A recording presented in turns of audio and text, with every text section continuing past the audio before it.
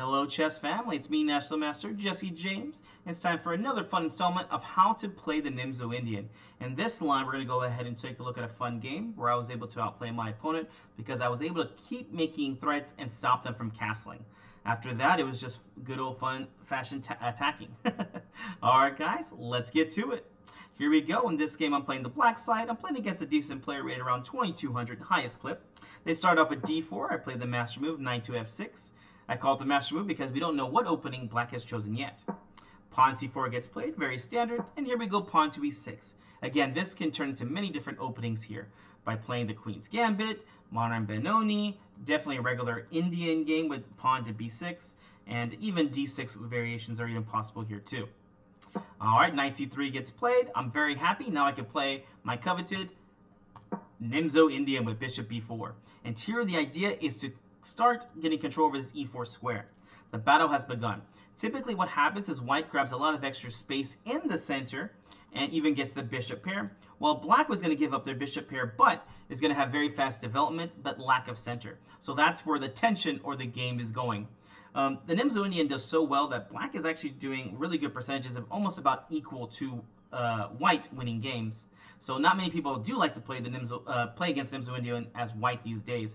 They're choosing anti-Nimzo Indian lines by playing something like knight to f3, which do have their own ideas, even though it looks very similar. All right, back to the game. Knight c3 gets played. Bishop b4, of course. It's got a great reputation. Pawn to e3. This is known as the Rubinstein variation, one of the main lines that gets played. Here, of course, white would love to try to play for e4, but, well, obviously if they do that, knight just takes here right away. And black is not going to go ahead and waste time, or I'm not going to go ahead and waste time, so let's go ahead and castle. In 4 moves, I think for black, I'm very happy about this position. King is safe, knight out, bishop out. I don't have much of a center, but when you are playing the black side of the Nimzo Indian, you must create counterplay fast as possible by playing d5 and c5. Here, my opponent played knight e2. A strange looking move to some people, but the idea is very good. What's the idea? Well, a lot of times what can happen in these kind of positions is white could play something like a3, which is a bad line. It's known as the same-ish. But here, black gets to take on c3 check, pawn takes, and black is just having a great, if not winning, percentage win here. Why? I mean, I think it's kind of easy to tell, but you have double pawns, and black has better development. And they have many moves here to start creating counterplay. d5, c5. I think the best move here, though, is supposed to be b6. So here, well, white's just lacking. Although they have the center, they do have the bishop pair, but the pawns are all blocked. Again, black is just doing great in these lines. So the simple idea of knight to e2 is that they do want to defend against the double pawns, because double pawns can be bad, right? Especially for long-term planning. So knight e2, if we take, they can just take back with the knight. And here, well, let's create our counterplay. Here we go, pawn to c5. A simple idea. Not only do we defend our bishop here, but we're trying to put pressure to actually make trades. The idea is open up the center as soon as possible since the king is there. If you do this right, you're going to get a king stranded in the center. So white is in a race to get their king to safety, but also maintain their space advantage in the center. All right, here we go. White goes ahead and plays a3. I'm very happy about this. I'm always happy when my opponent plays a3 because to me it's just a waste of time. And here I did go for a little bit of complications and I played c takes on d4 here. What's the idea? Well, if they take me, I'll take back. And taking back with the knight here is actually no longer the best move because these pawns are a little bit unprotected. Better here is actually to play pawn takes on c3, but also because of the doubling of the pawns, things get fun here. And I like this kind of variation just because I'm going to get some good counterplay, especially because the c file is opened up and I could definitely put pressure down this file. So in the game, after c takes d4, I guess my opponent was not wanting to get things too crazy. They went ahead and took back with the pawn. All right, well, I didn't see the reason to go ahead and take here, as this is only going to help them out with their knight. Right now, the knight is kind of blocking the other knight, so I went ahead and played the bishop back to e7. Here, they played bishop to e3. Let's strike that center yet again. Pawn to d5 over here. And here, the idea is simple, is to go ahead and take. Sometimes you even get free tempos with playing a6, pawn to b5. Again, as many free moves as possible, I'm going to try to slowly push forward here and attack them. They did not like this idea, and they go ahead and play pawn to c5. And this is actually a strategic mistake. Although it looks like a good move because, well, it's making a what's called a candidate pass pawn. It's not a pass pawn yet because a pawn can still block it, but it is a candidate to become a pass pawn. They have the queenside majority, meaning It's 1, 2, 3 pawns versus 2, so most likely they will be able to create a passed pawn in the future. But before the end game is the middle game. At least that's one of the famous quotes, right? So here we're going to go ahead and start attacking this pawn structure and again open up this king. What do you play here as black to start opening up this position? Okay, guys, if you haven't already, go ahead and give us that like and subscribe. Remember, liking this video is going to show us more chess players and help grow the channel. Did you figure out the move yet? Here, you need to start slowly attacking them, and one of the best ways to do that is to open up files and diagonals. Notice we'd love to get the rook and bishops into the game, but they're being blocked off by the pawns, so we got to get these pawns out the way. And here, it's a very simple decision. The c5 pawn is the closest pawn, so we go pawn to b6. Of course we play it. And here, white went ahead and played the standard move, pawn to b4. Now, I call this standard because, well, most people here are not going to take on b6. This would actually be good for black. Either way, I'm going to be getting some good play here. Either you could play queen takes on b6, a free tempo for the queen to attack an unprotected pawn, or even a takes on b6 because it now opens up the a file for the rook. Either way, black is getting some counterplay. In fact, crazy enough, in this position, the computer is suggesting knight to c6. You're gambling the pawn. After pawn takes on a7, queen b6, and black is definitely getting lots of counterplay here with his open files. Dear Lord, yeah, this definitely looks like a rough position. So here, white played b4 to try to restrain and maintain, meaning they want you to just go ahead and take, and once you take back, well, they're just going to have that extra passed pawn, and hopefully they can just castle real quick and then maintain this. But whenever you're playing against your opponent, always create, especially when the king is in the center, always create the complications. So here, don't go along with your opponent's plan. Try to open up files, get your pieces as active as possible. So here I played pawn to a5. Here I'm trying to open up the a file, or at least try to chip away at these pawns. And if white's not careful, they can be getting into bad positions very fast. Of course, against a strong opponent, I was not expecting bad moves, but sometimes they do happen. Here they went ahead and played pawn to h3. Not losing, but not the best, right? They're wasting time here when they could be developing their pieces. For instance, some bad moves for them could be something like pawn takes on b6.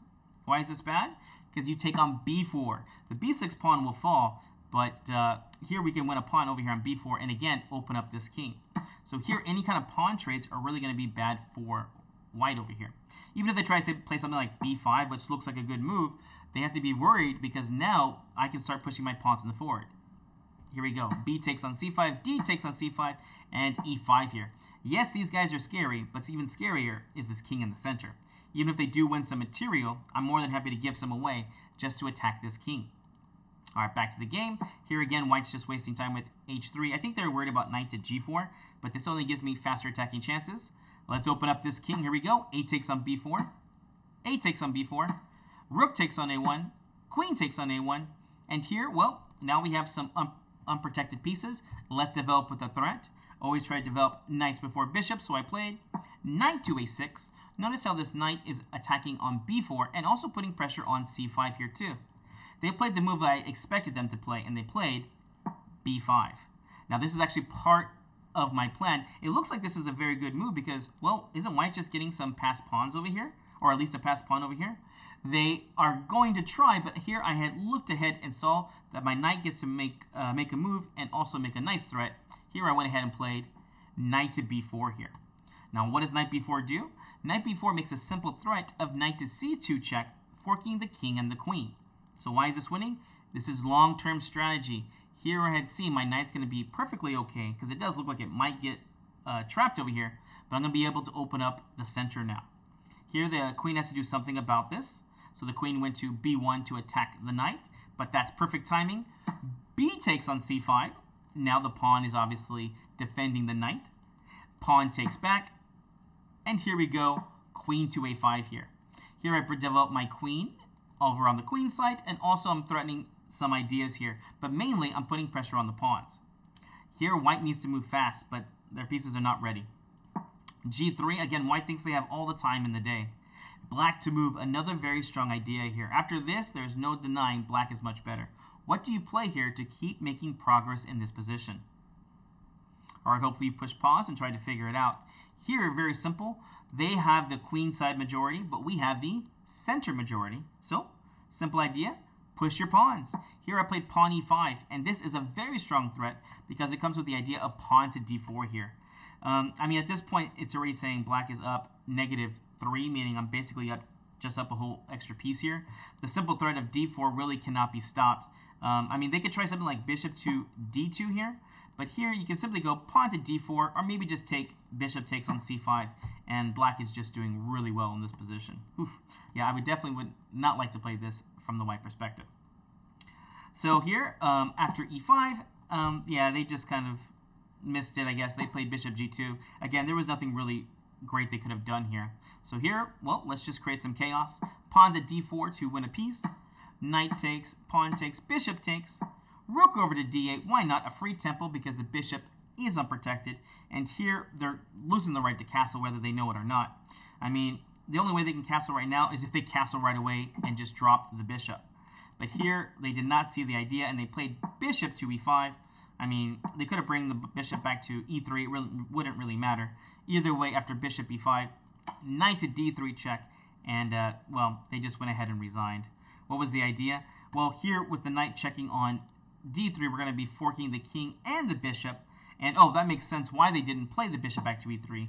Then there's ideas with the queen, go ahead and putting pressure on the knight with, like, knight to d3 here, check 2. So, oof. Just a very bad position altogether. Alright guys, I hope you enjoyed this. This was a demonstration of how to play the Nimzo Indian from the black perspective. Basically, go ahead and bring your bishop e4. Remember, you're fighting over this e4 square. Know that you might lose the bishop pair, but go ahead and trade that guy off if needed, just so you can get very good, fast attacking chances. You need to push your center pawns up as soon as possible, open up, and hopefully if you do this right, you can attack your opponent's king. Alright guys, hope you enjoyed this. We'll see you in the next video.